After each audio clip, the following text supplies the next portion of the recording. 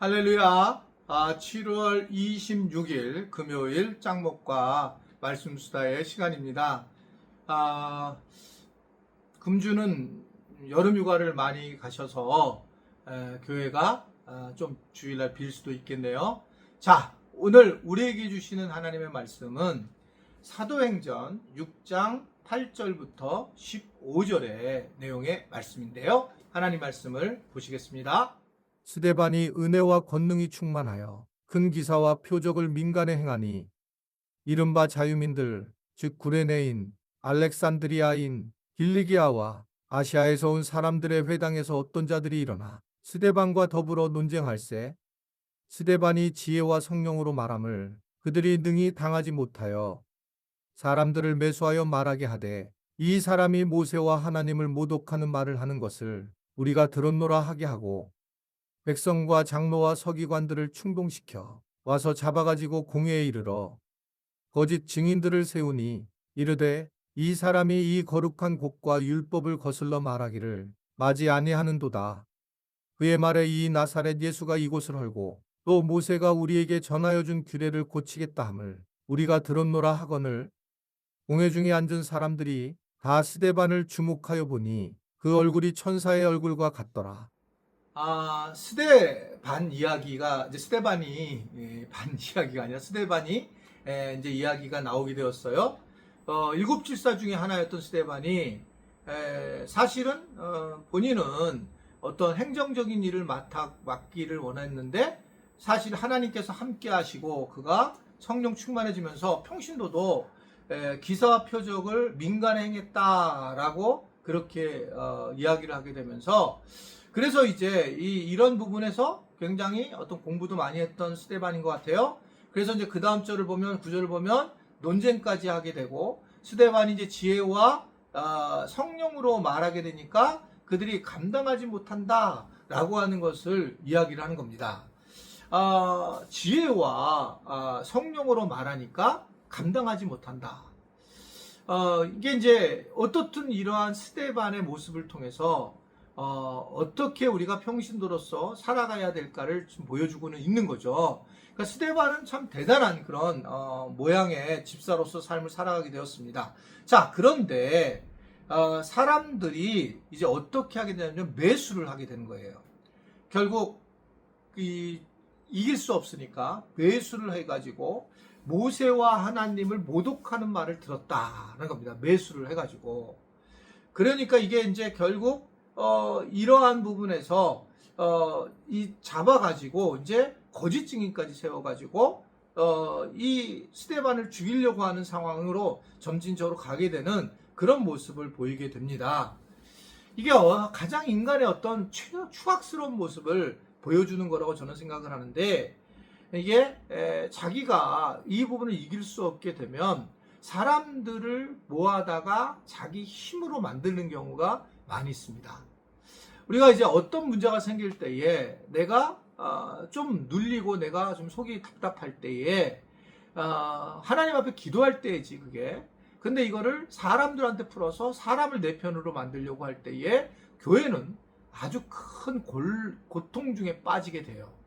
그러니까 자기 얘기를 다른 사람을 불러서 자꾸 얘기하는 순간부터 굉장히 교회가 큰 혼란에 빠지는 경우가 굉장히 많이 있습니다. 이런 부분을 우리가 잘 이해를 해야 돼요. 그래서 사람들을 찾아가서 이야기하는 사람들은 참 나쁜 사람이에요. 여러분 누군가가 와가지고 뭐 이러이러게 얘기를 하는데 별로 내가 행복하지 않잖아요. 그러면 그 얘기 해달라고 하지 말라고 얘기를 하셔야 돼요. 그렇지 않으면 그런 사람들은 끝까지 또 와서 얘기를 하게 됩니다. 그리고 어떨 때는 진실이 아닌 것을 얘기하는 경우도 많이 있다라고 보여집니다. 이게 지금 오늘 얘기는 매수까지 했는데 거기에 매수의 가장 핵심적인 것이 이제 돈을 준 거잖아요. 그래서 돈을 줘가지고 그들을 갖다가 뭐라 그러냐면 하나님과 모세를 모욕했다 이걸 들었다라고 하는 것을 이야기를 하는 겁니다.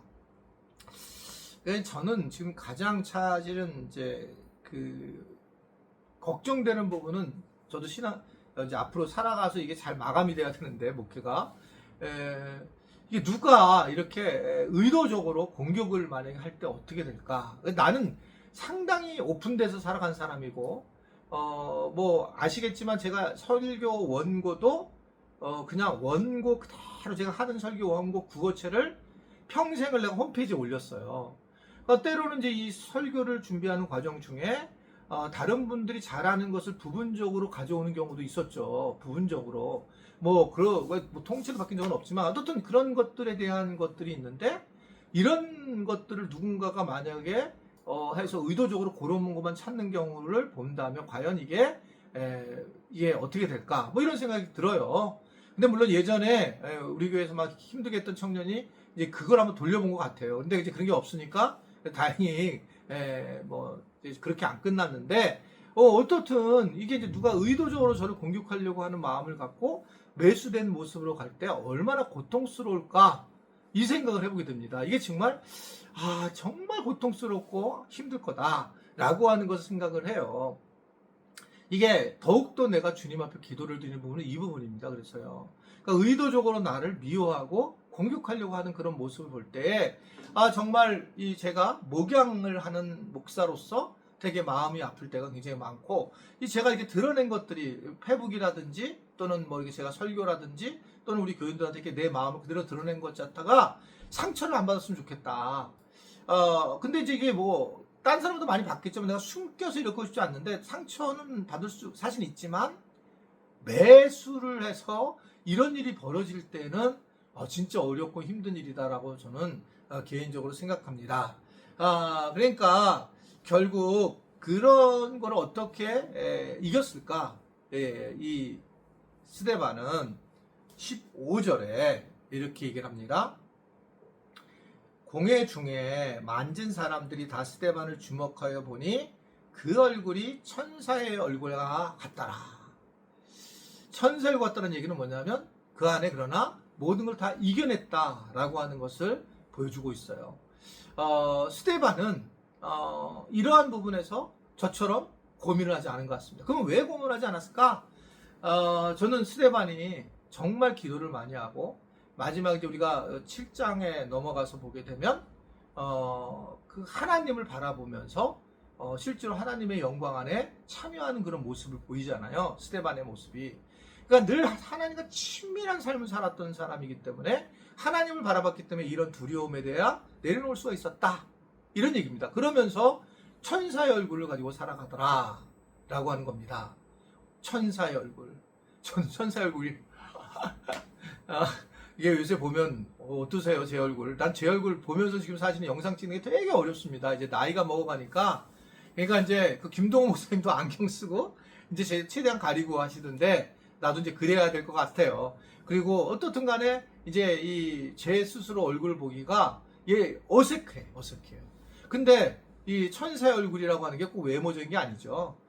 성령 충만하고 밝은 얼굴의 어떤 모습이었다라는 것을 이야기하고, 그는 하나님의 사람으로 잘 세워졌다. 오늘 그렇게 이야기하는 것입니다.